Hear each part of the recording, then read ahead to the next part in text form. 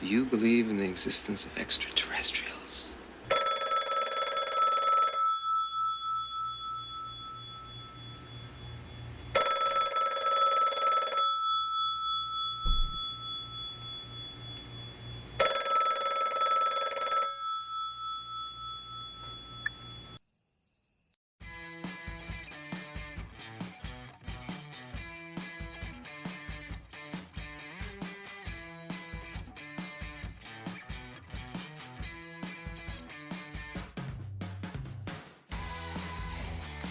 Good morning, good evening, or good afternoon, depending on where and when you're watching this broadcast. I'm Thomas Fessa, my friends, and this is Disclosure Tonight. Happy Saturday, June 14th, 2025. What a great day. What a crazy week it's been, my friends, and it's going to get better. But without any further ado, let me jump into the audience. We've got a big show ahead of us today to go ahead and welcome a guest. We have today Gene Sticco. It's going to be one heck of a great show, friends. Let me go ahead and get things started. Let me jump into the audience and welcome in our dear friend, Mike. How you doing, my friend? Oh, I'm doing well today, Thomas. As we know, it's a holiday weekend this weekend. So it's got me doing some last minute running around, but I think we have a great show for the audience today with Gene. This is going to be one hell of a conversation. Oh, yeah. Oh, you better believe it. Oh, isn't this not working?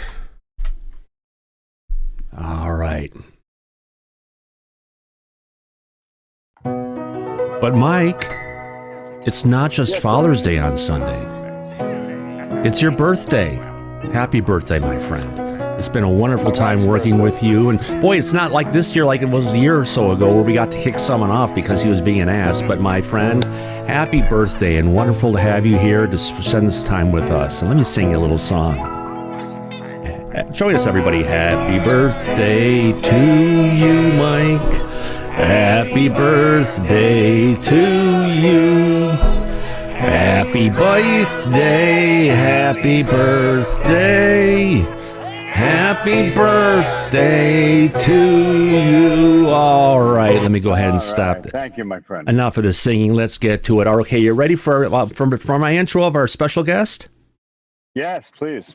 All right, let's go ahead and do this really quick. Today we welcome retired U.S. Air Force Staff Sergeant Gene Sticco to discuss his research into the secret notes of a Soviet engineer who was assigned an extraordinary task during the Cold War to reverse and engineer and unlock the secrets of a crashed UFO retrieved by the military. Now revealed for the first time in his book, Engineering Infinity, this details alien technology offering groundbreaking insights into interstellar propulsion, time manipulation, and gravitational secrets. This isn't science fiction, folks. It could be the key to our future in the stars. Are we ready for the truth? Well, let's get to it. Let's welcome Mike. Let's welcome in our guest here, Gene Sticco. Welcome, Gene. All right, thank you. Appreciate you having me. Welcome to the show. Oh, Thanks. our pleasure. That book of yours, it covers a lot of amazing, interesting ground, Gene. Why don't you give some background to how you came across these documents for our audience? Thanks, I appreciate that. And, I'll start out with the caveat. It is full of fascinating information, diagrams, physics and math. And I wish I even understood it after spending 4 years with it. I can only say I scratched the surface. The origins of it are interesting. In late 2019, my wife, who was Natalia, who was born in Latvia, we had immigrated to the U.S. at the end of 2018, and right before Christmas, catching up with her dad, who was living in Kazakhstan, he mentioned to her that he had a bunch of papers that our son might be interested in, and her father was an aerospace engineer during the time of the USSR. Our son shared that sort of interest in STEM and aerospace particularly, was getting involved in CAP. So, Grandpa says, I'm going to send him some of my old work he might be interested in someday. We received it, a month or so later, DHL from Kazakhstan, and put it to the side. We were moving, holidays, and all the rest of it. By the end of December, he had taken very ill. And on December 30th, she got a call that he had passed away. Within a couple of weeks, it's kind of the funny part of the story. She had a dream about him, and she's a professional opera singer. And he says in the dream, "I can't help you with singing, but here." And in the dream, hands her documents. And so when, she's telling me about it, I said, "Oh, well, where's the stuff he sent you? Maybe, there's something good in there." And we were just blown away as we started going through it. And there's about 120 pages, handwritten, typewritten notes. And as we dove in, schematics of the universe and all the rest, and of course, what jumped right up to us was a bunch of pages that appeared to be a UFO.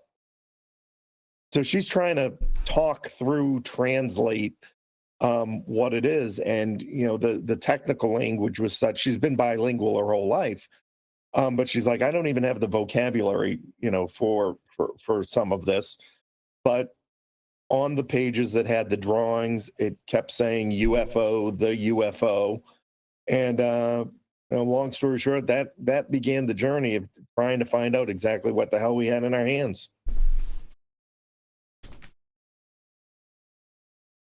Which is an amazing story.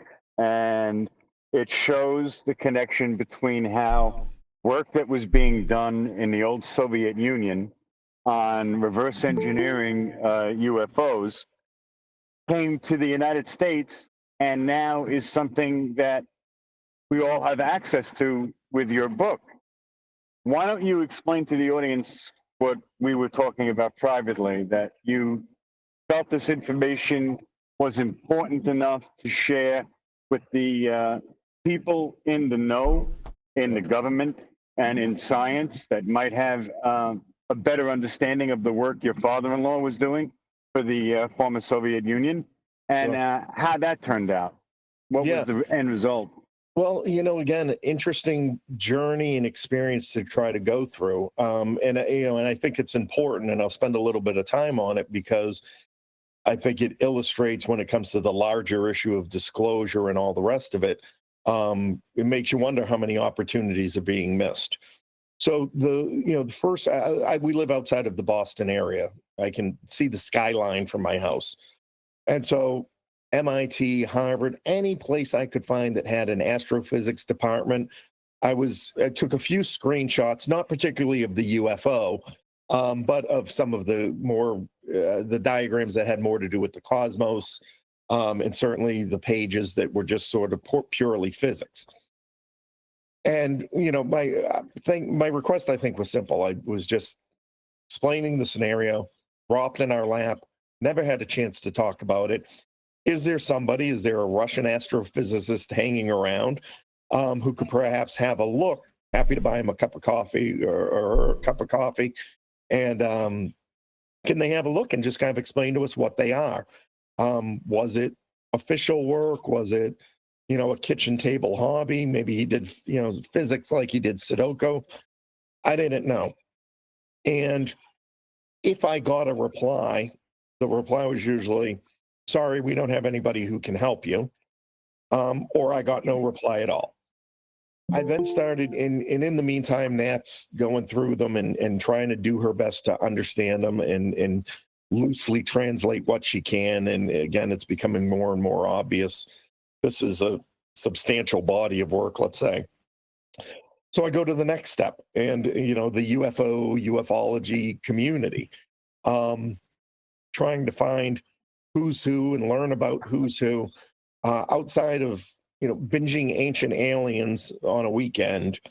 That was the extent of my involvement / interest in it. Always happy to have a chat and share ideas, but never thought or gained or was at a level of interest that I really need to dive deep in it or anything like that. So again, from that, the only response that came back, to his credit, was Nick Pope from Ancient Aliens. And he just wrote back saying, "This looks fascinating. I wish I knew somebody who could help you."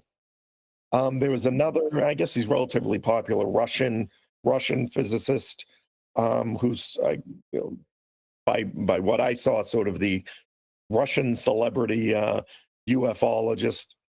Reached out to him, same thing, no response whatsoever. Then I shared it with a good friend of mine who's the third author named on the book, Mario Fiallo, who's very much into the issue. And he, said, he wanted to dive into it and take on that idea of trying to find somebody who could help us with it. Ran into the same things. So we ultimately said, it looks like something. We don't know what it is. So what do we do with it? And my position at the time was really just about the idea, well, there's so many questions about this. The UAP hearings were starting to happen. Things mirrored what we were starting to extrapolate from the book and all the rest. And we just said, well, let's think of a way. Let's get it out there. Let's translate what we can and kind of throw it up to the universe and the public in a way that invites people to just explore it. Mario, so Nat started doing some of the translation. She's very busy. She's, as I said, she's an opera singer. She has roles to learn.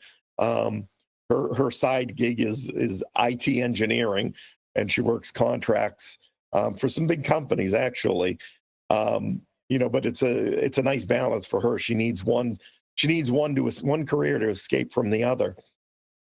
And so we finally turned to AI. The more, models and things like that came out, and Mario had done a deep dive into it as well in his field. He's by trade an enterprise security architect, but the entire time I've known him, 30 plus years, he's been into building different tools and systems.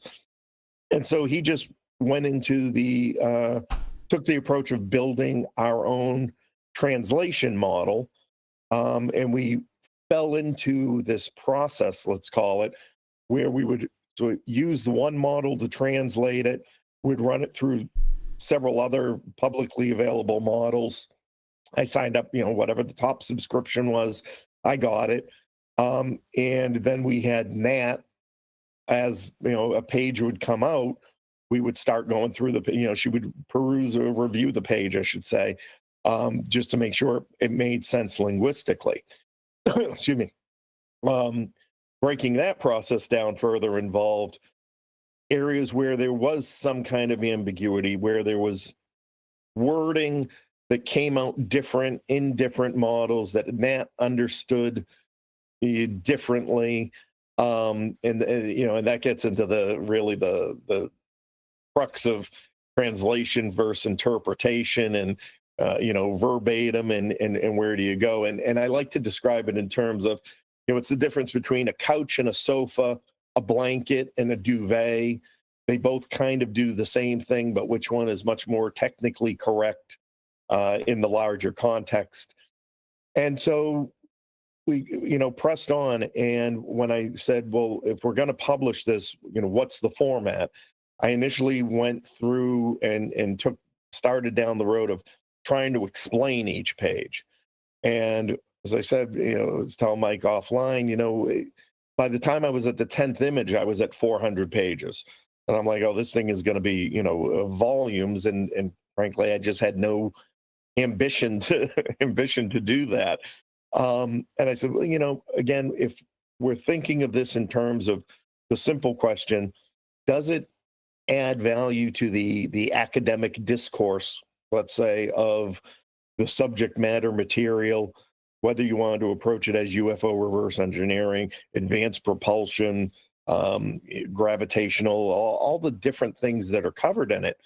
So let's just do as straight of a translation as we can, put it out there and invite people to explore it, to research it, to dive into it.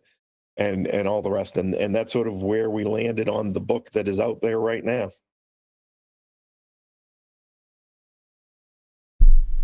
It's almost like you also sent it off to the White House and members of Congress as well, right, Dean?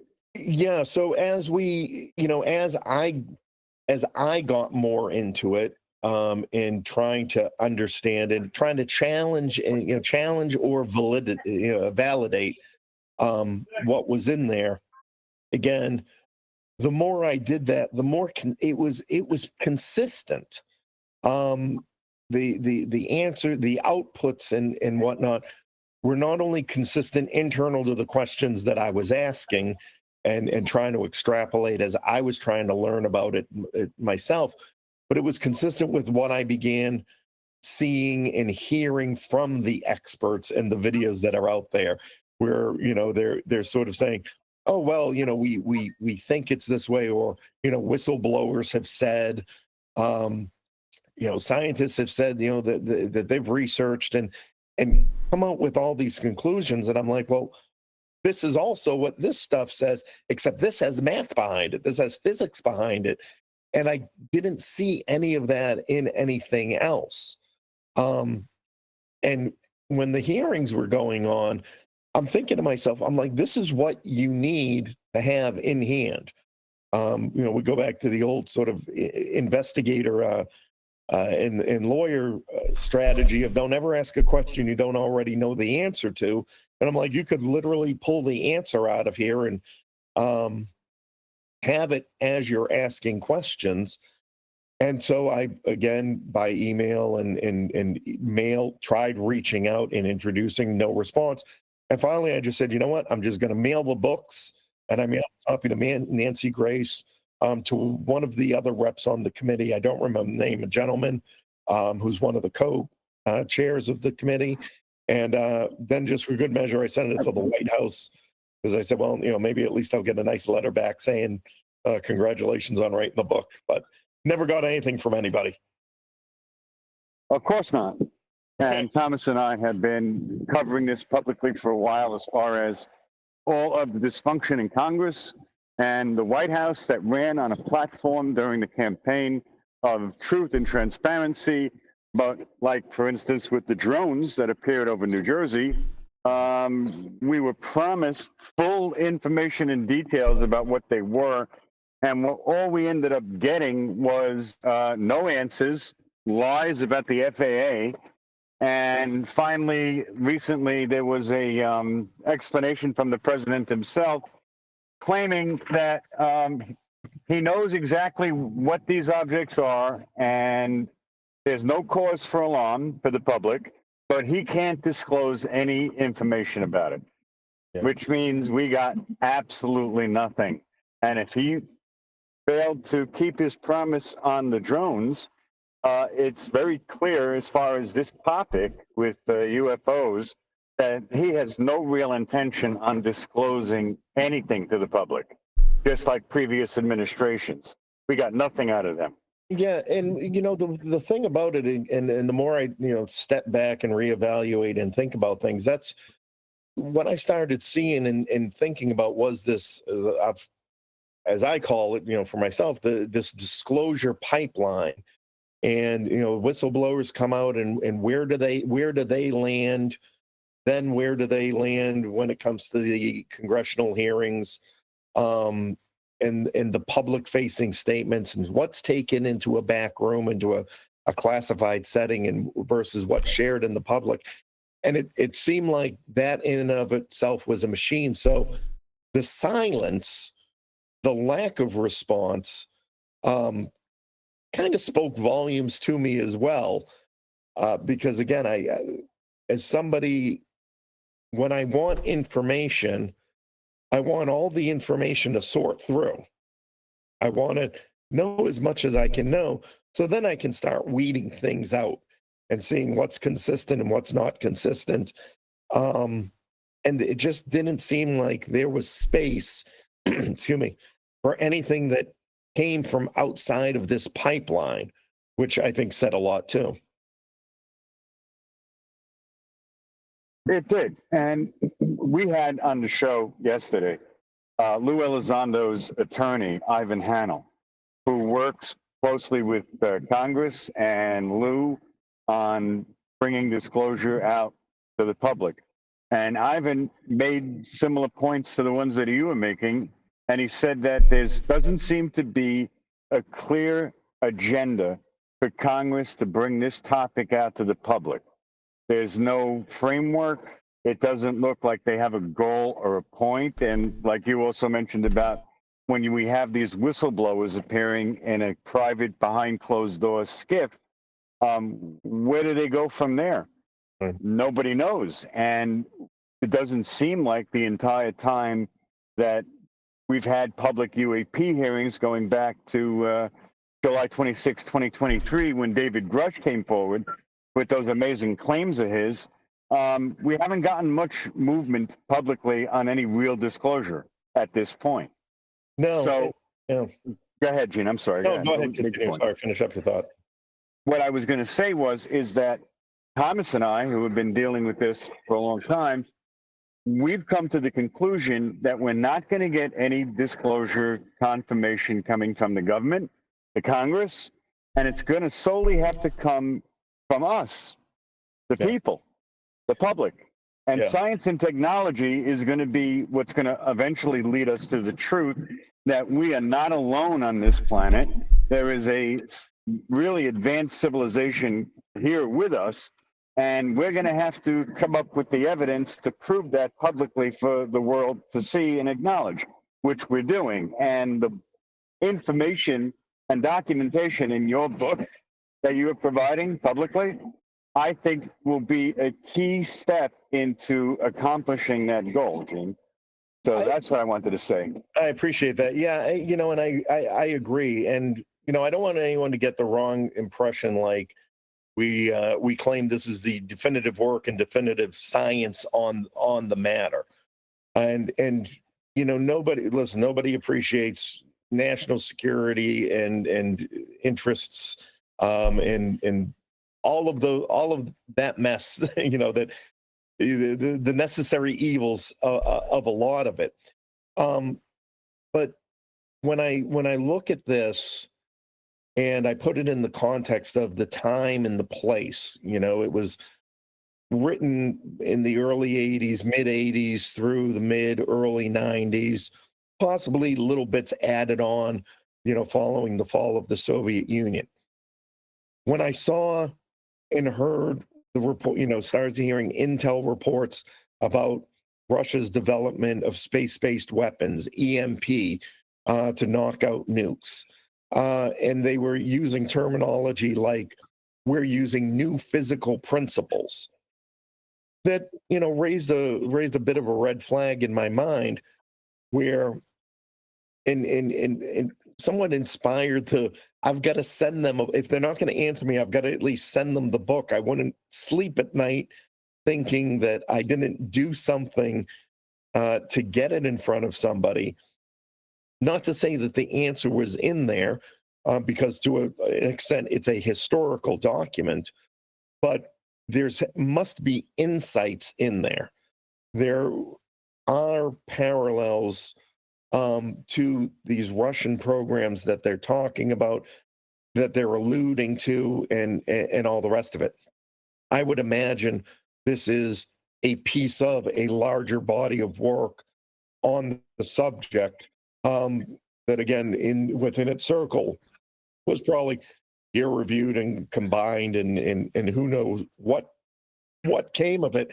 But I think the bottom line is we have a snapshot in time from a Russian program, a Soviet-based program, that the science from the book, if it's not perfect, it aligns to developments in quote-unquote mainstream science, and reflects both statements in intelligence that have come out about what Russia's doing or up to, and what concerns are, or all the rest of it. And that's why I say, listen, I would, if I had sent this and somebody replied and said, listen, this is very valuable, just kind of keep it close to your chest right now, we certainly wouldn't be talking right now. I'm a patriot as much as the next patriot. Right. But that lack of disclosure, interest, it kind of says to me, well, either they already have it and they already know it, and they don't want it spread any further than they have it. So that's one thing. If they do have it already, then begs the question, so where did you get it from? Where, when did you see it first? Who first, did X, Y, Z to get you these ideas and get you this kind of detail of math and the physics. And if you don't have it, somebody's probably in some trouble somewhere. And we really need to be concerned if we don't already know it. That's probably scarier than if we do know it. Oh, yeah, That's a very good point, Gene. You're absolutely right about that. And I'm sorry, Thomas. Go ahead. No. Go ahead, Mike. That's fine. Yeah, no, you're absolutely right. And let's not leave out a very interesting piece of the puzzle, Gene. There are three patents that were filed with the Navy in the United States and Russia and China that tie into the work that your father-in-law was doing. Correct. Which I think is very interesting. So the most, and I'll go ahead and break one down for you. I think the most relevant and interesting one is the Russian patent. And so again, we've got to have a little bit of a history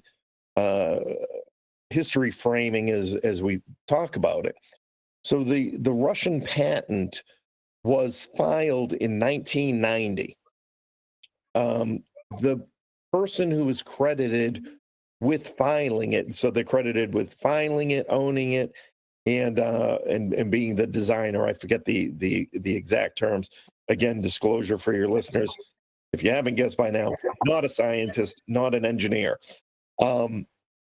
So the name was a gentleman, Ivanovich Nazarov, I think is the last one, trying off the top of my head. But he was essentially an interim president of Russia at the collapse of the Soviet Union. So that short period where we had Gorbachev, the collapse of the Soviet Union, this guy kind of came in as the new Russian Federation was trying to be defined and decided. And then you had Yeltsin, I think, who was basically the first elected, and the rest is history, as we say. So right. 1991's the collapse of the Soviet Union. Right. 94 is when the patent is approved. Right. So back to the history portion of it, you've got Kazakhstan. So my father-in-law, we know he worked in Kazakhstan. We know he worked with the space programs, with aerospace programs in Kazakhstan. So now Kazakhstan's now a different nation, a new nation, an independent nation in 92, 91, 92. So, if you get where I'm going with it, it seems as though that patent was filed in 1990, probably around the time when they started feeling like this is all going to fall apart. And we need to now secure our intellectual rights based upon this projection that these countries are going to start declaring independence. If Kazakhstan, if this lives in Kazakhstan and they now own it as a new independent nation, we're going to have some problems. So they figure out the legal aspect of it is file the patent and get it, and then we've got it covered from a legal perspective. That might be a bit of speculation, but I would tend to call it a bit of logic and political / legal positioning, if all that makes sense. It makes perfect sense. If we can, Mike, Greg has his hand up in the back for a question. Greg? Hey, Thomas. Good evening. Mike, how you doing, sir? Gene, pleasure to meet you. What is your personal opinion of the collapse, what actually collapsed the USSR, and how can you tie that into like this UFO topic, if you can at all? Thank you. Thanks, Greg. Yeah, I mean, I think the collapse of the Soviet Union was one of those things that was inevitable, just in the formation of mankind. And I don't want to, get too political, but, we really have yet to see where it's where the principles are applied and everyone's doing well and prospering and all the rest of that. As it relates to this issue in particular, I would extrapolate it in the sense of looking at all of these systems, and I'll loosely categorize it in critical infrastructure, and that's where a lot of my post-military work, focused in the former Soviet Union countries, really came in. So we have to think in terms of, if we think of constructed facilities, and I'll use the oil and gas industry, that's the industry in which I'm most familiar. You think of the Soviet Union holistically, they create a pipeline from Russia out to the Baltic Sea. One straight, nice, clean pipeline, efficient, all of that. Boom, new borders. Now that pipeline comes out of Russia, traverses Latvia and Lithuania before it goes into the Baltic Sea. And then the Baltic Sea, Latvia and Lithuania have argued for decades now about the single point mooring, the offshore structure that loads oil tankers. And where is that 1 kilometer line, and whose territory does it lie in? Just in that example, and then to put it into practice when it comes to the finances behind it, the crude oil flows out of Russia, points of transfer, who gets paid what, where, between Russia, Latvia, Lithuania. It's and it goes on and on. So if you begin to extrapolate that out and out and out into every sector of society, you've got the same issues with transportation, with train and rail cars, and Russia was infamous for having different sized rail cars to prevent any rail-based invasions from Europe. The tracks are different. Some of the wheels are. You couldn't do that. Busing, all of the issues that go with intercountry or transnational transportation and trade. All of those begin coming to the surface and have to be worked through. Now let's dive back into the UFO issue, and I'll use my father-in-law as the example because we've thought through this so much. There he's in Kazakhstan working on these programs. Natalia remembers him, carrying he always had his briefcase full of documents and things he was working on. Now these programs are starting to fall, funding's falling apart, coordination's falling apart, the institutions are being reorganized and renamed, and maybe he sticks them all in his briefcase and says, well, once they figure this all out, and probably to his desire was, well, once they figure out independence was wrong and we all become the Soviet Union again, we can just pick up where we left off. He was very much a diehard Soviet. I met him twice virtually online. We had a lot of good laughs, but he certainly, never lost his dedication to that cause. But when we look at and begin to consider classified programs like this, very high, very sensitive programs, then I think those issues of who begins to own what, becomes even murkier. And who do we, who's gonna own it? Who's gonna continue it on? What do we do with the end products? What end products were in development? What were they doing as far as advanced propulsion and whatnot at that time? Really begins to frame from a political and a societal perspective the interdependencies and the complexities of the issue. Never mind the areas of industry in the newly independent countries that wanted to become more Western aligned. And that adds another layer of complexity where you had the US particularly, really diligently involved in trying to influence the political structures of those former Soviet Union countries right down to the point, and I don't know how people, how public or where people are, to the point where we had people whose grandparents or whose parents had left Europe, left these former Soviet Union countries at the start of World War II, who were, 3-4 years old. They immigrated to the United States, and they worked in the U.S. government at very senior levels.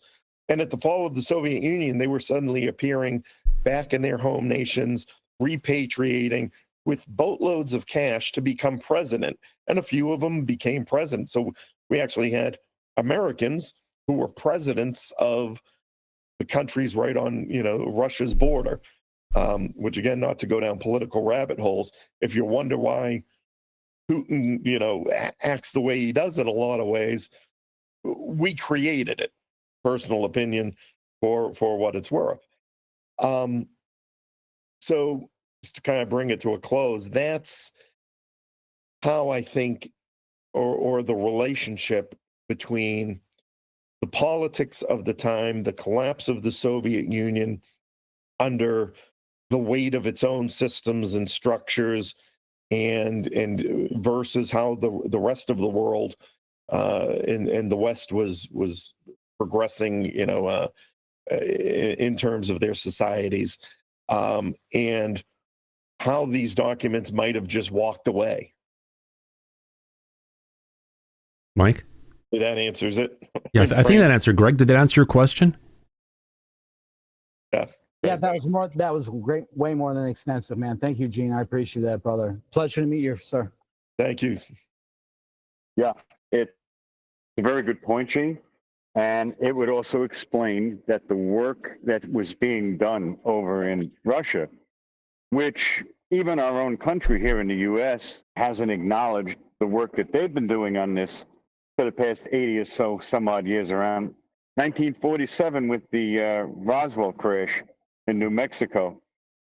Interestingly enough, as well, the craft that your father-in-law seems to have been working on with the reverse engineering aspects of it over in Russia is connected to the Kapustin Yar, 1948, which was they called the Russian Roswell. Right. As well. Yeah, and they subsequently built facilities around there. So Kapustin Yar essentially became the the Area 51 of Russia.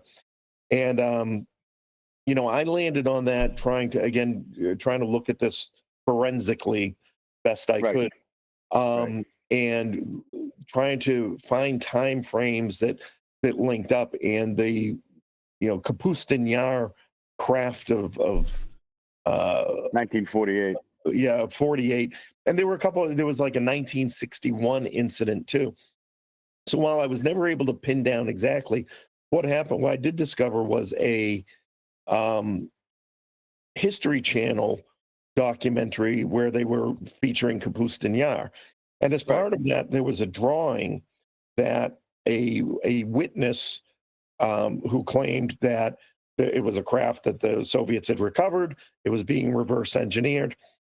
And that individual had done a drawing of the craft and all they could remember. Took it, ran it comparatively against my father-in-law's work, and consistently the output was, yes, this looks like the same craft. My father-in-law's version being a detailed schematic, right, versus the other one that was sort of drawn from memory. Rough draft. Yeah. What really got me was, after publishing the book, a month or two into it, I was contacted by another investigator, author out of Texas, who's just getting into it. He retired from law enforcement and decided to make this subject his post law enforcement career. He was interested in exploring the technical aspects of UFO science. He came across Engineering Infinity. He said it is the only book that he's found, the only resource he's found that gives this level of technical detail, technical input, however you want to accept it. And that what he found fascinating about it, he said, was, and he's sending me pictures. He goes, "Oh, I think this is Kapustin Yar related." And the same things I had discovered on my own, he had discovered. So you got confirmation from his work and yours. You know, I'm never too bold to say anything's conclusive, but it gave me a nice warm fuzzy. Right. No, I agree. I also went over the documents, and I could tell you that your father-in-law was very precise with his measurements of the craft that he was working on, and it lines up with the Kapustin Yar craft, which is also similar, by the way, to the craft that came down in Roswell, New Mexico in '47, around the same time frame. So there are very big similarities. And I've never run that comparison against anything U.S. based, because again, I was trying to maintain some degree of discipline. You know, obviously there's a million rabbit holes you can go down. But you know, absolutely. Yeah, I just wanted to, you know, I like to call it sense checking. Right. No, I agree. And it seems like your father-in-law was on the right track, and all of the documents and the work that he was doing lines up with things that have come out publicly over the years. And it seems like he was, as for the Soviet Union, doing diligent work on this subject, which has not come out publicly the entire time.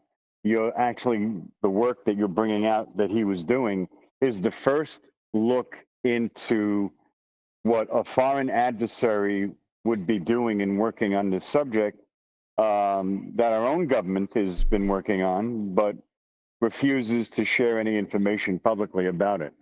So I think that's fascinating, Gene.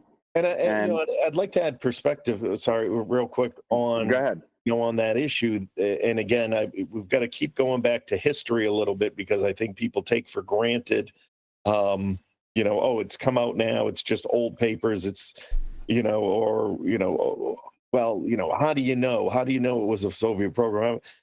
You know, then you've got to really understand the Soviet Union. You know, you've got to understand that he didn't just decide to do this on his own. He didn't decide to do this on. He didn't. You know, you didn't just pick your job. They gave you. You know, you were assessed. They gave you a job.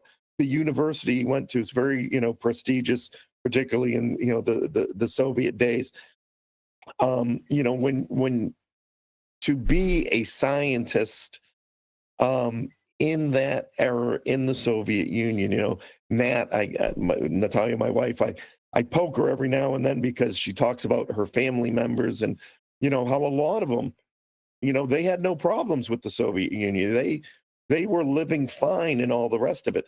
I said that in and of itself is an indication of the level of access your father would have had if you had no complaints, or I should say her, whereas you know, she was 5 years old at the collapse. But I'm like, that is a strong indicator, aside from remembering the trips to Moscow, you know, the father's friends who were, you know, diplomats and a lot of other, you know, things. I said that in and of itself, that your family was like, life in the Soviet Union is great. I'm like, that's a big red flag, pardon the pun. Oh, it is. And speaking of which, just to drive that point home, why don't you share with the audience the story you shared with me about the group of scientists that was working with your father-in-law? He knew them, and they actually got into a bit of trouble after the wall fell in working with India, and how your father-in-law, his affiliation with Putin, managed to change the outcome of that.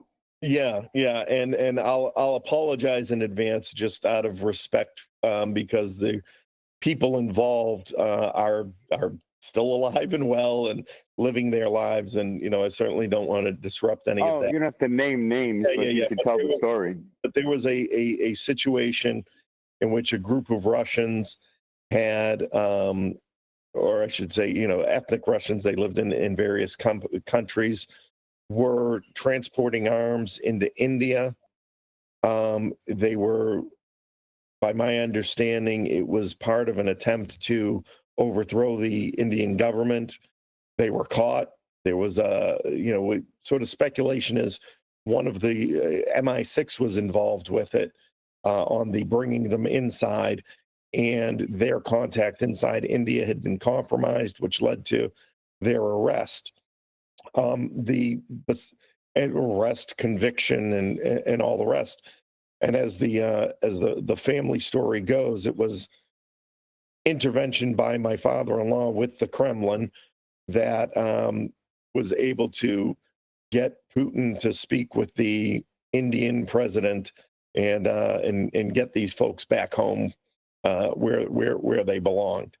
So, again, to what degree, and I wouldn't imagine he had his phone number directly, but there was certainly influence exercised at a very high level, even that much later than the fall of the Soviet Union, which sort of again indicates the level of connection.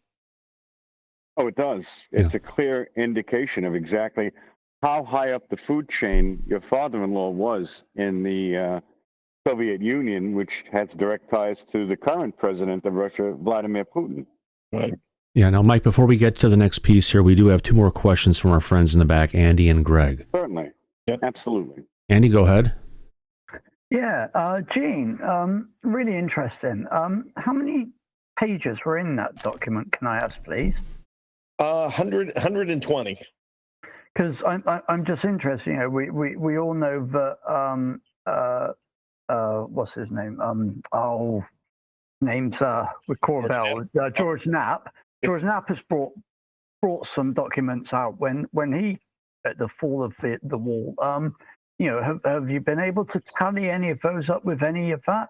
And it just, to me shows how many documents may well be out there, not just in Russia, but if you look for your Americans, if your government's been dealing with potentially stuff from the Roswell craft, and even we hear from Magenta even earlier, pre-World War II, how many documents must really be out there? These things weren't put on computer. It was all documented. It was all typewritten. They may well have over the years of collated these into computer systems. But Andy, if I can answer that really quick, millions of documents out there. The documents that were going on in the United States, I believe it was in the 80s when they were digitizing everything. They only digitized a small amount of documents they had in the archives, and they destroyed the rest for a lot of stuff. Isn't that correct, Mike? Right. Yeah, that's exactly right, Thomas. But it's interesting. If you've ever been able to see the documents that Nat brought out, whether they collate, whether there's any cross-referencing or anything like that. It's quite interesting. So, very relevant question, particularly this week since we did the press conference. So, back in this journey, George Knapp was certainly somebody that I reached out to and, never got any feedback from or interaction with. Right. And to a degree, I understand, probably, a lot of these guys have handlers and people that filter through, and I am sure they get a ton of stuff, every day. I try pinging on social media and, grabbing some attention. So this week, I think it was, when did I did the press conference on Wednesday. So it was, it might've been Wednesday morning. I came across a video on Instagram that was being circulated about, that was an interview on Joe Rogan with George Knapp. I think it might have even been from 2023. Right. And George was talking about the experience with Russia, that he had gone there at the fall of the Soviet Union. He had made contact. 91. He had gone back like in 96, and by 96, nobody wanted to talk to him. That there were documents, and these documents went to Bigelow and all the rest of it. And I got so frustrated, and I will, publicly apologize in this format to George, but it worked. I had to remix the video. And when and it's on our Instagram, which is at Engineering Infinity Book. I remixed the video and superimposed the screenshots, just like Thomas is, showing as we're speaking, where it says, oh, and where were documents, and I'm, like this, da da da. Yeah. And I wrote in the comments, I said, listen, I've been trying to reach out to you several times in several ways. Happy to show you, happy to have a, and I got home and I did have a message from George Knapp. He said, oh, I never, saw anything, and I'm not on Instagram all that much himself. He provided his email, which I don't know if it's the same one I had originally had when I reached out by email. But I sent him a link to be able to download the complete manuscript of the original documents, along with the translations. I sent those off on Wednesday, and still sitting here holding my breath. So again, I agree.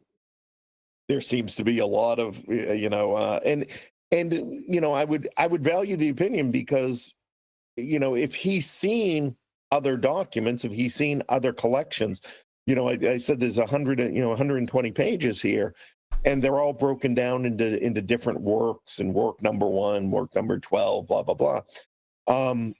So I'm actually quite interested to know, if he's never seen them before, has he seen them before, would be a great one. Has he met my father-in-law? Geez, that would be, more than serendipitous. Or my father-in-law, but are they consistent with what he's seen? I mean, that in and of itself will say something. So, again, open invitation, happy to hop on a phone call and all the rest of it. Because really this is somewhat a hot potato for me. This, I've never aspired to be an author, never aspired to, have to dive this deep into the topic. I'm doing it out of that sort of sense of responsibility to the work itself, to the community. It's, I call it hero syndrome or whatever. It's like, well, if people need help and want answers, I'd love to be able to, give them to you.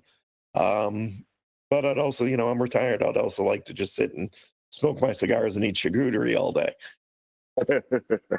Can I just follow up with that? Thank you very much for that, Gene. Go ahead, Andy. I really, I doubt, George will ever see this, but it's what we need. We need people to talk. We need people in positions like your good self, like him, who've had access to documents like these through whatever means they've acquired them, and to actually talk and actually work out whether they align and actually match or if George has seen as many documents as he possibly has, whether he can actually see. But yes, he's followed the narrative of what I've seen. Yeah. Right. They look consistent. I mean, that's the frustrating question for me in all of this when it comes to disclosure. Where do you expect it to come from? Right? Yeah. Why does it just have to come out from a whistleblower, again, within the disclosure pipeline system that you've established, and everything else we're going to ignore and look at? I mean, it's like, unless somebody's burst through a 14-foot thick door, and has grabbed them out of the hands of an alien who's sitting there smoking a cigarette, it's like they don't want to hear about it or see it. I don't know where you think it's going to come from. And I've had I tell people all the time, when I talk to family and things about this, and they're like, oh, it's the UFO documents dropped in your lap. Yeah, well, that seems pretty consistent for your life. I feel like, I feel like my life here mirrors Forrest Gump sometime. I kind of wind up in these strange positions and situations of significance. I'm like, well, maybe that's my calling. And this is, one of those situations where, I'm not I have not dedicated my life to this topic and this research. But I had something dropped in my lap, and I'd love answers. The family would love answers. Would love to see it be of use. and add some and move things forward, whatever those things may be. You know, I'm not looking to be the first one to, you know, that the aliens contact when they get here. You know, I'm not looking at anything other than to try and be a useful idiot, you know, as far as the subject matter goes. But besides getting it to other, reporters and stuff on this, it almost sounds like it's time to take the knowledge that's here and the science and put together, bring together your own engineers and science people and everyone to kind of figure it out and operationalize it. And I think that by your website and by your new YouTube channel, it looks like that's exactly what you're doing.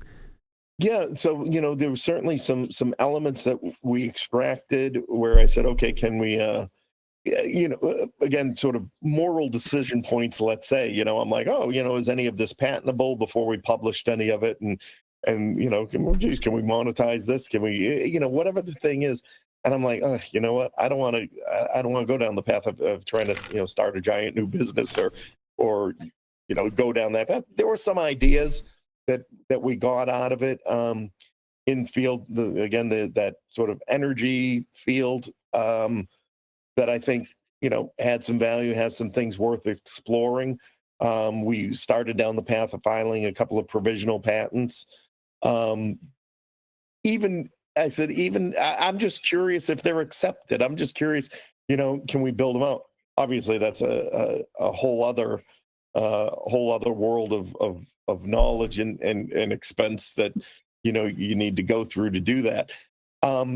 So, you know, I'm trying to find that right balance of saying, okay, are there things in here and ideas that maybe with the right group of people we can take forward from an energy perspective, from a minerals resource perspective. You know, we talk about, you know, mining asteroids and things like that.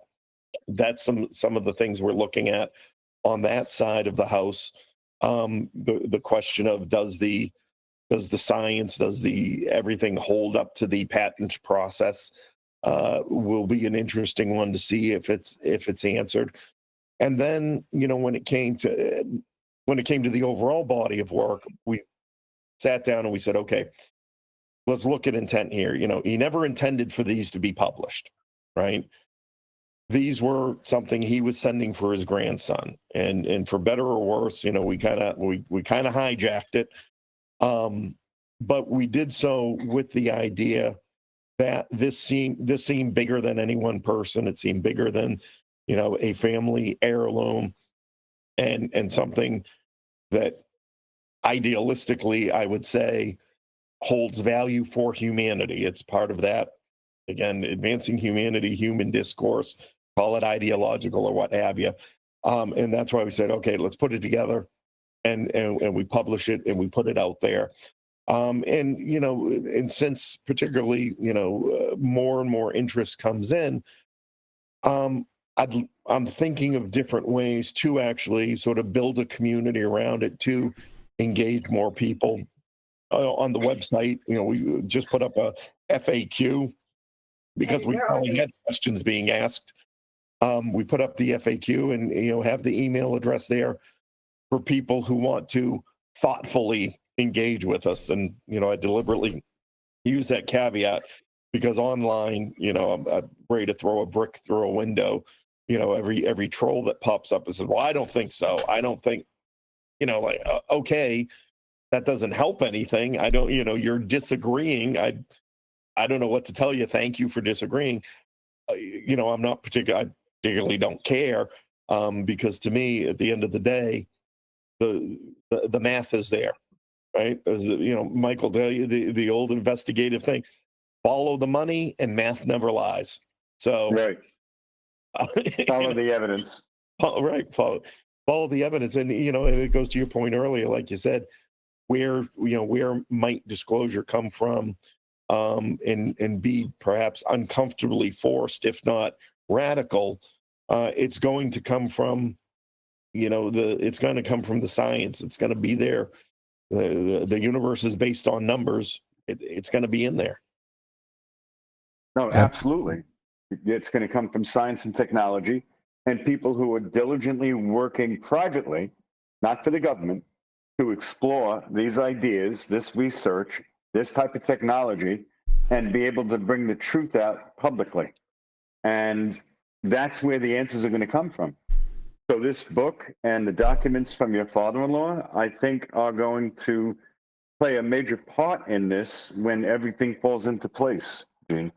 Well, again, I think, what we're doing now, and I appreciate it so much because, we've got to have the discussions.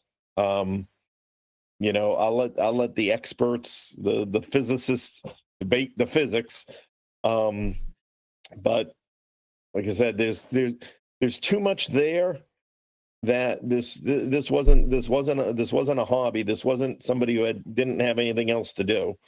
And again, just the totality of the circumstances at the time and the period and the place.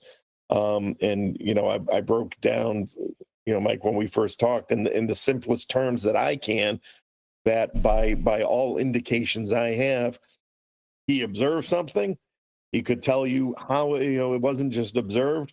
He could tell you how it's put together and how big and how small and how it's laid out and all the rest. And, I think the question of the math and physics is easily, or is best answered, by saying, well, he's examining something, he's taking the measurements, he's looking at how it's put together, he's describing the materials that at least they identified, that they had the best wording for at the time. Hey, however you want to frame it. Someone in our audience just picked up looking at this. Let me go back down one underneath that. No, that's the wrong one. I get the chat capture. Here we go.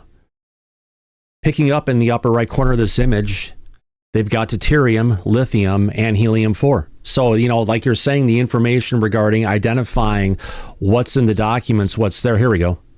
That's the piece right there. There's the scientific stuff you were just referring to, and our audience saw the same stuff. And let me give you an example. Just last night. So Jim Arrock, who is a field investigator with MUFON in Massachusetts, he reached out to me right away. I had invited them to the press conference, and he reached out the days prior, probably a week or so prior when I made the announcement. And he dove right into it, and he got it, and he recognized it. Now he had a relative who is who's Ukrainian, a native Russian speaker, and a scientist. So we sort of hit the Holy Grail a little bit on him, and he started going through some of it yesterday. And on one of the first pages, is he's looking at it. We got into some of the semantics of the word choice for the translation, which again, happy to have. I don't purport it's the definitive, definitive translation. Definitive translation. Yeah, thank you. But there was a formula there, and it was in handwriting. And so Jim's asking, well, it says this and that, and I said, well, here's the problem. You're saying it's a 3, but there's 2 Russian Cyrillic characters that are also 3s. So I don't know if it's a number. I don't know if it's shorthand for a word that starts with that letter in Cyrillic. There's certainly the standard symbols and representations of electrical components and things like that. But the point I want to get to, we were analyzing 10 characters, not 10 words, 10 characters for over an hour, trying to figure out, and all I could do is be like, I don't know. I can't ask the guy. Who he needed to bring in? A Russian pharmacist. Yeah, because they're used to reading all the prescriptions from doctors, which is scribbled like this, and they should be able to read it. Yeah, but it's those little things like that when it came to translating it and trying to unpack it. Somebody on Twitter had run a page through what's the Twitter Grok, whatever their AI model was. Yeah, Grok. And it's it spit out a bunch of gibberish, and the translation Grant gave was much more like academic, and so there was this little string going on of people talking about the translation Gronk gave and trying to figure it out from that. And I finally went in, I copied the quote unquote our official translation of the page they were talking about. And then they were like, oh, okay, now it all makes sense. So again, a little warm, fuzzy little piece of validation that, if it's not verbatim, you get the gist. Yeah, it makes the point and ties it to home as far as what it is that you're looking at and what the work was that was being done. Yeah. No, exactly. So not an easy task for lay people, I'll just tell you that. No, it certainly is not. But listen, the math doesn't lie, Right. and it's universal. There's no translation needed to the math. Yeah. It speaks for itself. Oh, I know. And just to touch on that point, because then you get has it been peer reviewed? Blah, blah, blah, blah, blah. Who's the peer? Who's the peer? Who else is reverse? Sure, get me the guy who reverse engineered a UFO, because otherwise, everyone, it's theoretical. But if it's a catch-22, who peer reviews it? Who else has looked at something? Well, the question then is, the work that your father-in-law was doing, does it line up with other work in the scientific community that has been peer-reviewed and discussed? And then I already have an answer to that. And the answer is yes, it does. Because as you know, Thomas and I are working privately with a group of scientists that are looking into this topic. And they've looked at the documents and are continuing to delve into it. And preliminarily, work that your father-in-law was doing is similar to other work that's publicly known, and the work that he did ties into it. If you remember in the documents, he had diagrams of the solar system and the universe, the Milky Way. Yes. Right. Yep. That work that he was doing has to do with when the Earth is, Thomas, you and I were talking about this the other night privately. Why don't you help out with as far as when the Earth travels around the solar system and the sun, and then the solar system itself is traveling through the Milky Way galaxy, how there are different waves and energies that we come into contact with. And one of the scientists that we're working with that's looking at these papers had said that research has shown that the human body has tubules that we are able to have like little antennas. Yeah. And if they are synchronized, they can, when they're exposed to a certain field, that they could be in line to connect. So it seems that some of the work your father-in-law was doing ties into consciousness and where we are physically traveling in our travels around the sun and around the Milky Way galaxy, because there are different vibrational fields and how that, and I'm not a scientist. So I'm just relaying the information that I found out recently. Mike, if I could add to this really quick. What you're talking about is this is the sun, this is the plane of the black hole at the center of our galaxy. Our Earth travels up, down, and back up again. And this particular cycle that it takes is between 24 to 26,000 years. There's a regular cycle. So what you're talking about is as the sun moves up and down, it's hitting different types of magnetic waves that are coming out from the central plane of the Milky Way galaxy. Now, here's the thing. It's not flat. It goes up and down like a sine wave. And it gets bigger as it gets further out away from the actual core of the Milky Way galaxy. So what we're talking about now is the overall interaction of the Earth with this magnetic field that's extending from the galaxy. And although we're going up and down, as we're traveling around the actual galaxy itself, we're actually going through other things in addition, because we don't just hang out in one of the limbs coming off of the Milky Way galaxy. We're actually moving at our own speed. So we interact with other space objects going through it, but also that magnetic field. Does that make sense? Yeah. Yeah. And, it's interesting, there, because he puts this work in there, and part of me, when I'm looking at it, you're saying, okay, well, so what? Well, the so what is because he also talks about the interface to operate this craft. There is a consciousness interface.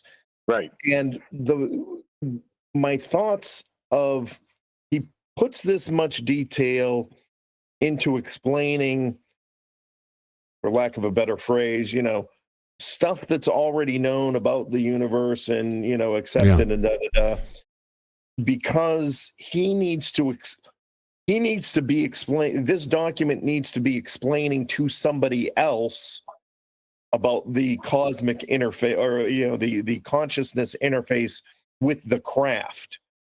So I don't necessarily look at it as much from the perspective of him trying to figure that out, because of, there's something like that, we could call it a given, right? Oh, okay, it's given. The Earth, the universe moves like this, blah, blah, blah, blah, blah. But now he's trying to relate it to his grandson consciousness interface, which then says to me, well, who's he trying to explain it to? If that makes sense. Right. And as we know, these documents he intended for his grandson to see. So it's kind of like he wrote them decades before there was a grandson, to be thought of. No, but with the research that he was doing on behalf of the Soviet Union, he had to take the same approach to them. Yeah. And it looks like that's exactly what he did, right, Gene? Yeah. Yeah. Yeah. No, absolutely. That makes sense. Yeah. Yeah. So I can tell you this much. The work that he was doing is recognized and credible by people who are scientists that recognize this and see what it is that he was working on. And you're right, because it's not just people are going to say, well, how does the craft work? How do you build one? No, he's going beyond that. He's getting into the principles behind it, the universe, the cosmos, how to interact with that. It was on many different levels that he was doing his life's work, which is what we've been discovering. That's amazing.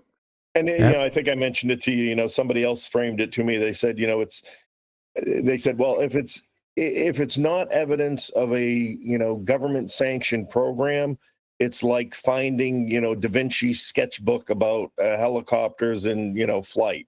It's kind of that level of thinking through. Da Vinci's, of course, just being in a time when none of the physics existed, and truly, true brilliance to come up with those concepts. My father-in-law at least had the benefit of a solid scientific foundation to come up with this stuff. But some of those, the parallel between the foresight, let's say, in futuristic thinking, if it wasn't official work. Right. Well, I could tell you certainly with the time frame that lines up with the work of when he was doing this, it definitely lines up. It's the right time frame, and the different projects and different aspect of this that he covers in these documents is accurate. It's recognized. So he was doing credible work for the Soviet Union. Yeah. Of course, none of this was public. Still isn't. I don't care if it's talking about Russia, China, the United States. None of this information is public. Yeah. They don't want it to be. So the work your father-in-law was doing is very interesting because it gives us an insight as to how they operate outside of this country. And they're looking at the same things that the scientific community as a whole is looking at. And that goes to show that your father-in-law wasn't just idly sitting by doodling. Yeah, no, yeah, it definitely doesn't look like this. And I think, Mike, to the earlier part of the discussion about the patents, we touched on the Russian patent and its alignment to this body of work. Right. The famous U.S. Navy patent that's out there, and there's another Chinese one. They each echo elements, which then again, forces the question. Well, then how'd they come up with these ideas? Right. What is the origin of this? Right. How did this alignment, this take place? Well, do you remember a few years back there were U.S. Navy patents that were released by the U.S. Navy, and the patent department approved them? The scientist working on it was Salvatore Pais, whom nobody had heard of before those patents came out publicly. Yeah, that's one of the triangle. Yeah.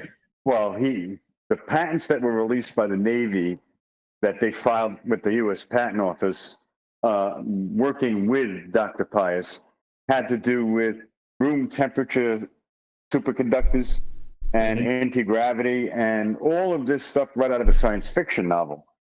And what was interesting is the U.S. Patent Office had said, well, usually the patent process includes having a prototype and to demonstrate what it is that you're trying to attempt to get a patent on. But the U.S. Navy stepped in and assured and guaranteed the U.S. Patent Office that these patents they're filing have in fact been proven. Yeah. And without having to demonstrate directly to the U.S. Patent Office any of this classified information and technology, they approved those patents.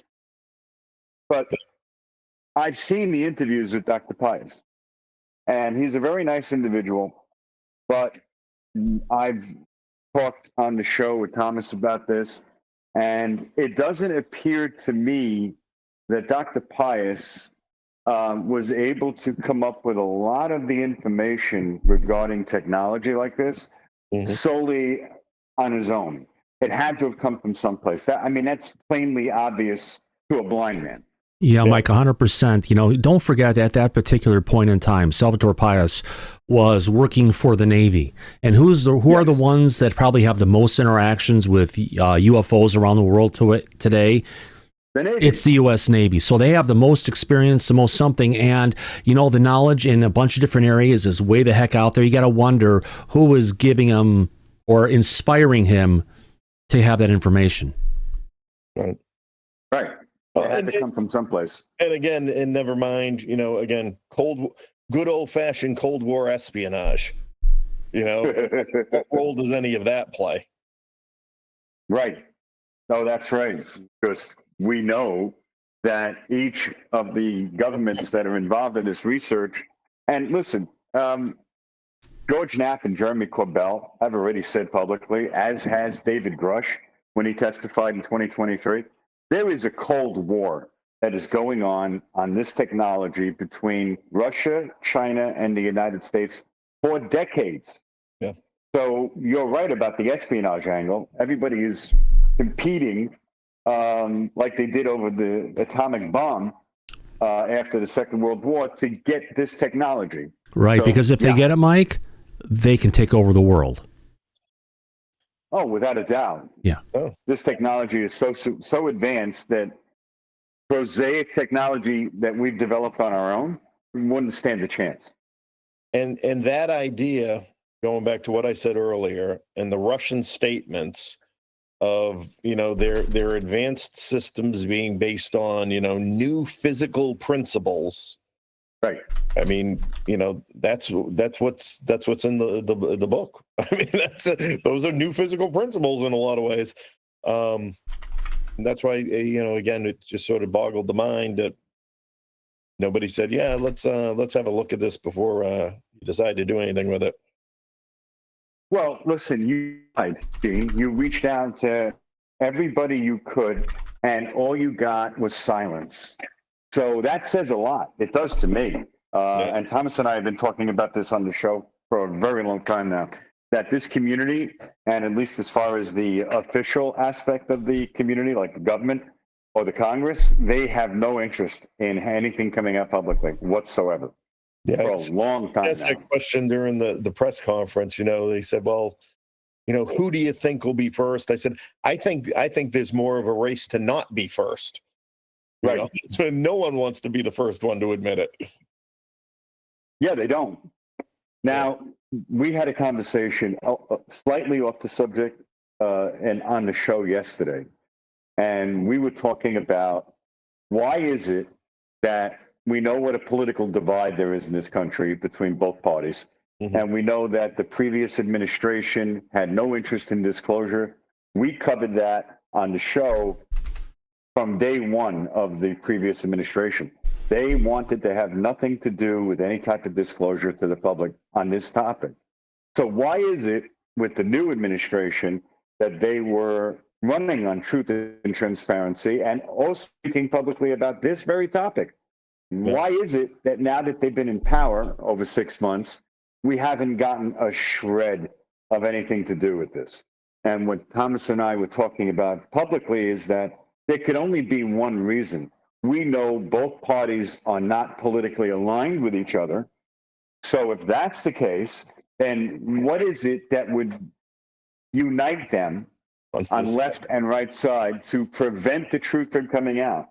And Right. Thomas, what was the answer to that? What would be keeping both of them in check? Partisan politics is keeping them all apart. What would prevent both sides from speaking publicly about this? Oh, if the situation is that bad? Yes. Yeah, that's the reason why every single person who gets into office before they get into different times, that we had different people running for office say, we're going to give you the truth. Even RFK was saying, if I get into it, I'll give you the truth. Trump said, yeah, I'll give you the truth. But then they get into office, and then it sounds like they're not quite as bad as going through the syndrome like Jimmy Carter. For a week, he was seen sobbing into his hands after he learned the truth of what's going on. So whatever it is, it's not all rainbows and unicorns and frickin' glitter. Let's bring out, oh my God. Yeah, no, and that's such a good point, to think, for the posturing of whatever, one side says the other side's going to take the exact polar opposite. The idea that they're unified on this issue says something. I think it's the same thing with the Wall Street Journal Pentagon story. What are the basic fundamental beliefs?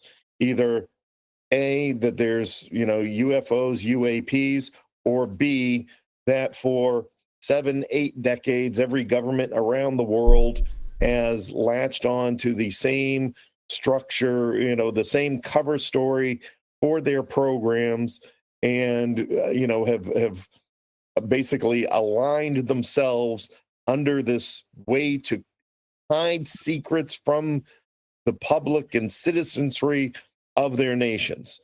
So for all of the ideological differences of the USSR and the United States of America throughout the Cold War, this was the one, tricking the public was the one thing they agreed on. Yeah.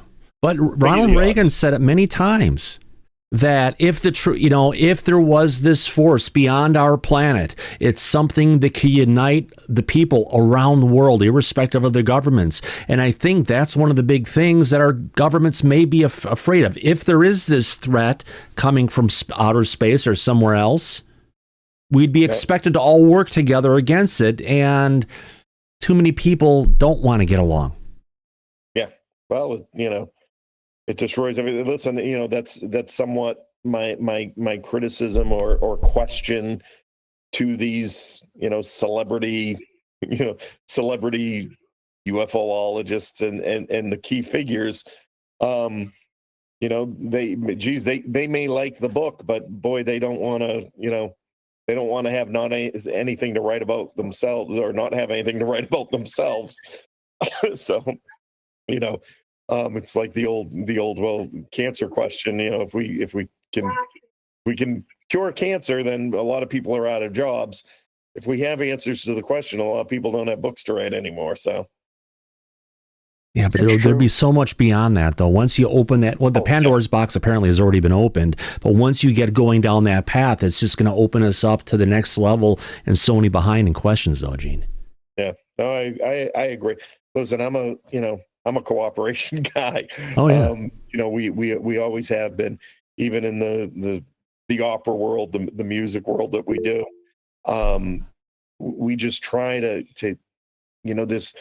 I relate it like that. There's so many talented people that we know and we're friends with, and it's like they just need a stage, and we got to do what we can to help give them that stage. And this is kind of the same thing. There's so much information. Yeah. We got to have these formats to be able to put it out there and discuss it and share it. And because on a lot of fronts, they could get to the point where if you were working with the government or the government got a hold of this information first, they'd be looking at this stuff and say, you can't release that. That might inspire other people around the world or different things to know what we're kind of looking at. But that's the whole thing, is we have to have this information, bring it together, share it on an open audience, because there's that 99% perspiration, that little bit of inspiration, or 99%, either way, that little piece of inspiration that can be there unknowingly could come from another person if we don't share, we don't collaborate, and we keep everything secret and hide behind locked doors. We'll never get anywhere with this. Yeah, I agree. If we can, Greg O'Brien, you've had your hand up for a while, my friend. Oh. Yeah, real quick. So yeah, of course. Yeah, give me a second. So listen, I'm going to speak on like when we see an airplane crash, we saw a huge ball of fire. So I was wondering if you can speak on perhaps the lack of fire that we see at some UFO crashes, and does it speak of the propulsion or of the fuel they use, or give us a clues to the UAVs? And one last question, real quick. What are your thoughts on spinning mercury by a room temperature superconductor? Thank you. That would probably be best answered by a physicist, I would think, a scientist, Greg. Yeah, so I'll jump up, Greg. I want to speculate, dude. I mean, from what you learned. That's the second part of the question. I have no idea. Can't even begin to pull an answer out. The first part, I think is interesting because you asked about, well, why no big fireball and all the rest of it. The crafts, according to the description and the way I'm able to explain it, they're operated off of manipulating gravity fields. So there's no indication and it talks about having a thermonuclear process, but it uses water, and this water needs to be ionized in some way. So there was no language that I saw or understood in the book that discussed the craft's mechanics in terms of combustion. And so I would think that, leads to or feeds into that question, well, why is there no giant fireball? Perhaps that is the reason, because there's nothing to do with combustion that operates it. Now I'm going to really talk out of my butt, because something I recently saw that has to do with this quantum principle, and if there's anyone who can rescue me as I'm describing it, I welcome it. But this quantum principle that these atoms or these particles aren't, that they exist in all states at the same time, and until they're observed. And when you're observing them, you're only observing them in the position that they're and I ran some of that, actually, whatever that article was. I ran double slit experiment. Yeah, we're talking about doubles. Yeah. When I ran that kind of against the book, and again, what came out was, there's a relationship in there that the craft doesn't move by Newtonian thrust, that it is through manipulating gravity and the energy fields, just switching position. And it went further on than to relate it to this idea of the observational aspect of it, where reports that people see the craft suddenly disappear, or they see it looks like it's masked or cloaked. may be less cloaking technology than it is the people or the group of people and the power generated through consciousness of a group of people observing that affected. So, sir, I believe what you're talking about is a double slit experiment, and they involve the electrons. So as soon as the electrons go through the double spurt, it forms like a wave pattern. But it knows when you're videotaping. So I think that could apply to actually what we're seeing in the sky sometimes. As soon as we observe the electrons, perhaps whatever's propulsion that we expect it to be could disappear as soon as we observe it. So that could definitely be part of it. So again, I think, there's a relationship to explore. And there, again, from what I've seen, there's some basis for it. In my father-in-law's old documents there. I don't know exactly what, but seems to be there. I appreciate the hell out of you, man. Thank you. Thanks, Greg. Absolutely. Back to you, Mike. Yeah. No, so you're right, Gene. The way that the crafts move according to the work that your father-in-law was doing and other notable scientists out there over the many decades that this subject has been out in the public atmosphere. It's not using standard propulsion. Obviously, it's new physics. It's manipulating the waves all around us, be it the quantum entanglement, the quantum waves, gravity, all of it. And it seems like your father-in-law was delving into that pretty directly with his observations. And there was another, that just triggered another thought about the light aspect, the how people, when they view it, and the descriptions they give when it comes to the colors of the lights that are being omitted by the craft that they're observing. Again, those descriptions are consistent with the materials, the titanium, the materials he describes that the craft is made out of, that the interaction and, with the ions and with the gravitational fields and whatnot would produce a light in those same colors that are reported. Again, my understanding of it, trying to put it together, because again, I'd kind of be like, well, if these craft are so advanced, why they need lights all over the place? It's not so much that they have lights on the craft, it's that the atmospheric conditions sort of flexing with what they're, how they operate, in the materials of the craft itself create the illumination, and in the different colors that people report. Right, because it's interacting with the atmosphere and different fields that have an effect that we see the light abstract. That's a result of those interactions. Yeah. No, listen, your father-in-law's work and listen, people think that when we're talking about this, if they're not paying close attention, they think that this is relatively recent work that he was doing. No, this is over 40 years ago that he was working on this. Long time. Yeah. And that goes to show you that in all that time that's gone by, the principles seem to remain the same. Yep. That other people that are in the scientific community have recognized and acknowledged in regards to your father-in-law's work, because it's something they're familiar with on this subject. And I think that's it's so important. I mean, and I can't go back to that reframing enough about the time period that it was in. But further to that is, again, that question of peer review, and what's the crux of peer review? Consistency. Right. That you're consistent, the outcome and all of that is consistent.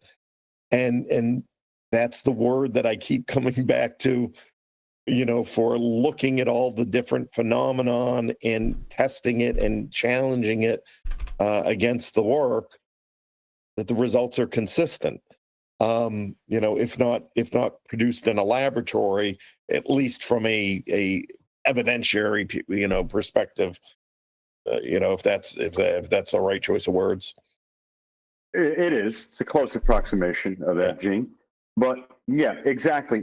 What scientists want to know, like if you're doing a criminal investigation, they want to know, is the evidence recognized? Is it known by other people who are also looking into it as well? And I can tell you we're ready with the work that we've been doing privately on this. It is recognized. The work that your father-in-law was doing is absolutely something that has been talked about before in scientific circles with other scientists who are doing similar type of research, and it directly ties into it. So like what you and I were talking about privately about this, it seems to be there's a there, like we were talking about. Right. Yeah, but there's Mike, wasn't there more to this than even the there? That there's stuff that hasn't been seen before? Well, we're not at that point yet. We're close. Gene just did the press conference a few days ago. The book came out, started talking about it. We are getting as many people in the scientific community to focus on this and start to get into it. So preliminarily, a lot of the work that we're dealing with, that his father-in-law was doing, seems to line up with other work that was done similar to this as well. But it's too soon to tell as far as if it goes beyond that or not, or how far it does. We'll get there, and we'll break this publicly, and we'll bring Gene back on when we're at that point. And it's going to be something that I'm thinking there's a good possibility that the work that was being done in Russia is going to come out publicly for the rest of the world, and maybe, like Gene pointed out earlier, the pushback that we seem to be getting recently from the U.S. government, saying that those are all a hoax that they created as a part of a hazing ritual, and this is just a joke. We may be able to disprove that theory of theirs with the work that Gene's father-in-law was doing. I think it'll play a key role in this because it seems like he was doing very interesting and very credible work, but we're not at the stage yet where we can establish that and tie it all together. But we will. It's moving in that direction. Well, that's great to hear. Again, it's nice to be useful. Oh, absolutely. Oh, listen, if it wasn't for you, Gene, we wouldn't have this information and material, and we wouldn't be able to make any strides or headway moving forward with this. You were the one that brought this to the right place with the people who are now involved in this, and Thomas and I are working with, so that we can get the answers that we're looking for and show that everything that has been being done so far, that there's something there, there's a there.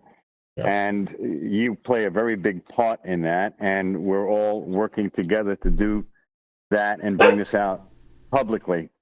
And we're making strides. It's going in the right direction, Gene. And You're going to get a very important call on Wednesday, like I told you, from members of Falcon Space. That's going to be helping to move the ball further down the road. I get the number saved in my phone. I'm ready for it. Perfect.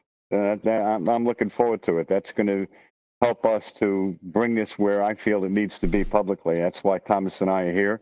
That's why we're involved in this, and that's why we want the truth to come out, even if most governments on Earth don't want the public to know what's really going on. Yeah. If I can, real quick. Yeah, go ahead. I'd like to bring on a special guest. Sure. Natalia is here. Come join in. Sure.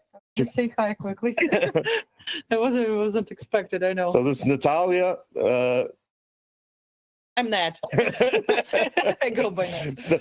The daughter of the man, and another time, another topic. I suspect she is a hybrid Soviet alien project. Look in the mirror. We're all hybrids. She is out of this world in so many ways. No, I probably have to make my ordinary joke I make in my native language. So I was actually born a month and a couple of weeks after Chernobyl blew apart, right? And my mother was actually kind of close to where, as I remember back then, right? You didn't know exactly where this radiation cloud went to, so still nobody knows. So whenever I'm asked about my superpowers, I say like, blame Chernobyl. That's all. That's where I get it from. So just a quick joke too. Very nice. Whatever was going on there, Yeah. I can tell you this. You turned into a beautiful woman, and Gene is a lucky man. And we're all grateful that your father was doing this kind of work that is now you're helping to bring out publicly. Thank you for that, Nat. I mean, I heard parts of the conversation, like 70%. And yeah, I mean, I heard the main part you said, like there are scientists who are like in process of verifying, and like very quick recap is like, yes, it's legit. And that means a lot for me, trust me. Because I mean, I had to run through hoops, literally trying to like prove that it's not like somebody mental just drawing stuff on his kitchen table. Because I mean, even though I consider myself a relatively smart person, for me it was very difficult to understand it all that. So I just get like the main the main points, but like would be just, I'm grateful that it's all going public, and there are probably people who can understand it, and like if it can help humanity in some way, then I don't know, part of my mission in this world probably is accomplished. Well, seeing your father's work operationalized and brought together, and seeing people get excited about it, and seeing it trying to be turned into something, it's amazing. That's honestly, I'm honored. All right, I don't want to be grateful. So like overtake the show. for all of her talent and skills, luckily she just has horrible taste in men, so that works to my advantage. I hear you, Gene. You're a humble man, and you have a beautiful wife, and you're a very lucky person, and we're all grateful for you bringing this out publicly and working with us to get to the truth about all this. No, and and I appreciate the interest. I appreciate the curiosity, the respect, the respect and thoughtfulness, both in writing back and forth, and when we finally spoke on the phone. It's a bit nerve-wracking. You certainly personally don't want to be thought of as some kind of weirdo or all of those introspective things that happen. And Thomas, you as well. Everybody, the questions. I really, honestly, sincerely appreciate the kindness, respect, and sensitivity to it all, because there is quite an element that's personal to it, and just you've all been wonderful, so thank you. Oh, you're very welcome, my friend. We're glad to help out, right, Thomas? Oh yeah, absolutely, Mike, 100%. So it's we're on the right path, we're on the right track. This is about to get very interesting, and we're going to be covering it every step of the way.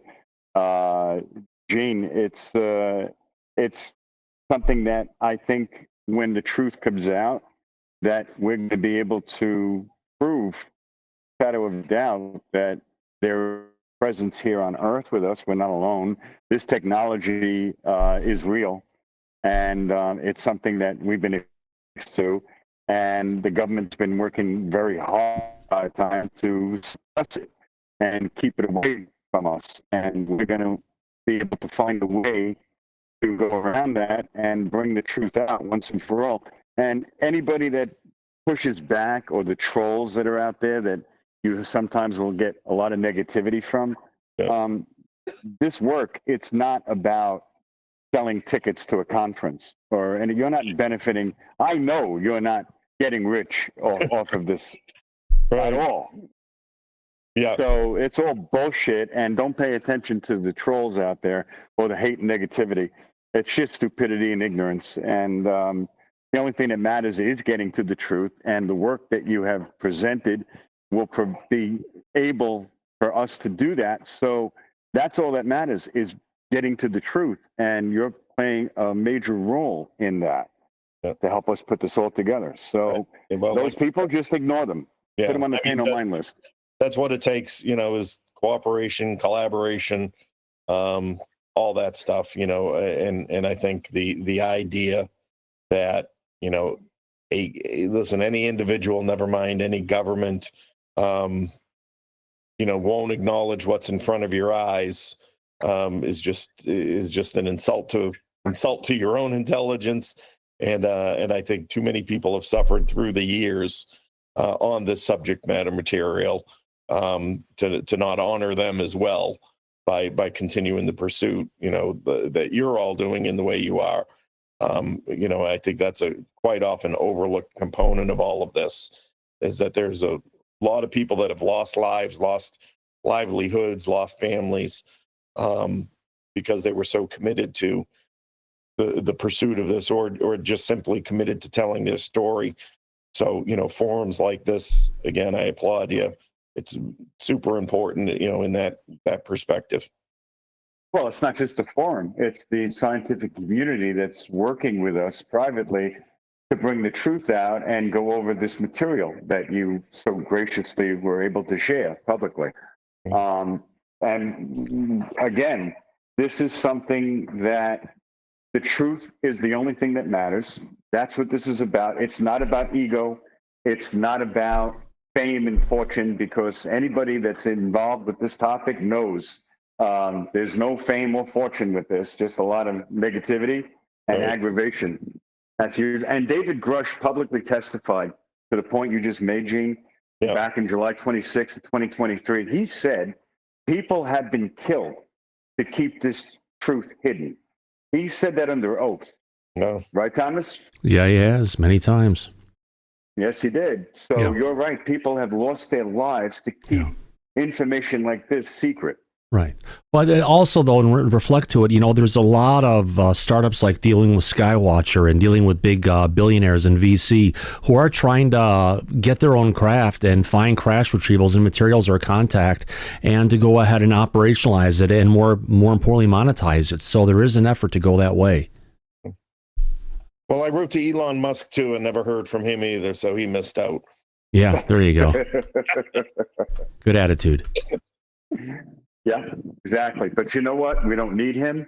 We'll get to the bottom of things. We'll bring the truth out and let the public decide. That's really all that matters, I think. Right, Thomas? 100%, my friend. Mm-hmm. So this is promising right now, Gene, the work that we're involved in. And this is going to be an interesting ride moving forward. And hopefully you and Matt will be able to come back when we have more information to share publicly, and we'll let you be the person to bring it out publicly to everybody. Yeah, love to. Looking forward to it. I mean, and I guess, in the meantime, just encouraging people to get the book. It's downloadable. It's on Amazon, the hard copy. If you can't wait, there's a link right on the top of the website to download a PDF version, and they can get right into it. There's also a link at the top of the chat right now. Yeah. Okay, great. And then all the social media is on there. Again, we trying to take people on a journey with us. We do a lot of photo shoots and things like that, setting up, trying to make it at least a little entertaining online. I say it's not, it's not a sexy, read in the sense of, some big elaborate narrative and storyline to follow. It's very much what it is. It's a translation of notes. So you have to have that level of curiosity. And scientific understanding. It's almost like its own language, to be honest with you, Gene. It is. It really is. Oh, I know. I get lost looking at the mathematics. It's not my forte, so I have to be fluent in that type of language. But thankfully, we know and work closly with people who are. Yeah. They can translate that. Oh, yeah. Real quick on that, Mike, too. There's a great, on the Instagram account, I think I have it pinned to the top. There's a great video. I mean, it's from 2020 when Nat was first, opened the book. We were waiting for our son to come out of a swimming lesson, and she's trying to read through it and understand. And again, you can just see and hear in her voice as she's trying to translate, read it as she goes along. You know, and I held on to it, and it's short, you know, 40, 45 seconds, but it gives you that feeling of, what the hell am I looking at? Yeah, well, actually, I'll bring it up in our audience. Same guy again, NECLI brought it. Maybe it's somebody you should talk with. I was able to just to look at the pictures and say, yeah, the calculations, what I have on the screen right now, will show that the Earth's center around a sphere radius of r equals meter 1. Basically, the formula is used in a relationship to calculate stuff about Earth and gravity and all this stuff. And it's just, you know, and also the relationship of the Earth to the sun. Yeah. And, you know, there was an interesting part, and I don't know if anyone will pick up on it, but I'll throw it out there. There's a formula that's in there that relates to, I believe it's the accepted rate of speed of light years, in a sense. And my understanding, again, through examining the formula or the speed that he uses in there, is not the accepted speed in general scientific terms. And somebody I did discuss this with framed it like this. They said, well, imagine if you built a roller coaster on the moon and brought it to Earth. The physics, the speed, the understanding of the science, you have to look at it from the perspective of where it was created. And so if the creators of the craft do not experience things like time and speed in the same way we do, then those differences might actually, you know, just be part of that process of trying to figure it out from that perspective, which I thought was an interesting concept. Absolutely. We got one person, last question for the day. If you want to call on Manuel, and then we'll get back to Mike. Manuel, go ahead. Okay. I'm just asking if you don't mind you're sending me that link. The link is up on the top of the chat. I tried to find it, couldn't find it. Thomas, do we have it up on the front chat? Do we have which on the front chat? A link to the book? Yeah. Yeah, the link to the book is at the top of the chat, and I've also pasted it in the chat. I can give it to you after the show, Manuel. Oh, okay, thanks. Yeah, absolutely. It's a little bit difficult for me to navigate. Not a problem. We can help out. Just hang out after the show. Thanks. Yeah, okay, but Mike, thanks. This has been one heck of a great conversation. Wow. Oh my God. Yeah. Gene and his wife were gracious guests, and it's very interesting information, and it has a lot of potential to finally help us to maybe understand more about what's going on around us that the government doesn't want us to know or understand. Right. Okay, well, I appreciate it once more, and thank you all. Thank you both. It's been great. Thanks for the questions too. Yeah. I'm a little proud of myself. I was able to answer them. I was, you never know. I'm thinking, wow, I actually did. Oh yeah. No, you did. You did a good job with that, Gene. Thanks. The audience appreciated that. And listen, when we end the show, stick around, stay in the back. We'll talk after the show. All right, we'll do. All right. Well, on that note, Mike, I guess let's wrap this thing up, eh? Yes, sir. We're about all right. time. Let me go ahead and get back to this here. Where is this at? Shut this down. No, we don't have to play Happy Birthday again. We already got you on that one, my friend. Mm-hmm. I want to go ahead and thank our awesome audience out there for the great super chats we got in today from a bunch of our supporters. Thank you. Remember, Disclosure tonight's a fan-funded program. We appreciate everything we get in. Who do we have out there? We got Anonymous Rex, Ashes on Air, Lord McCormick, thank you very much. Brennan England, and of course, Shelley Montgomery, thank you very much. We appreciate all the love and support that we get here on a regular basis, Mike. Mike, thank you for coming out today. We appreciate Gene, our guest, and everyone in the back panel. Thank you much. Thanks again, guys. Oh, no. Thank you for putting this all together, Thomas. Great job. It was a great show, a fun conversation. And Gene and his wife were amazing. It was fun talking with them. Absolutely. And we'll do it again soon.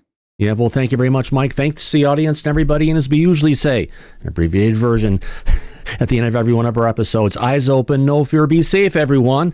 And we'll catch you on the flip side. Good night, everybody. Love you. See you soon. Good night. Bye-bye.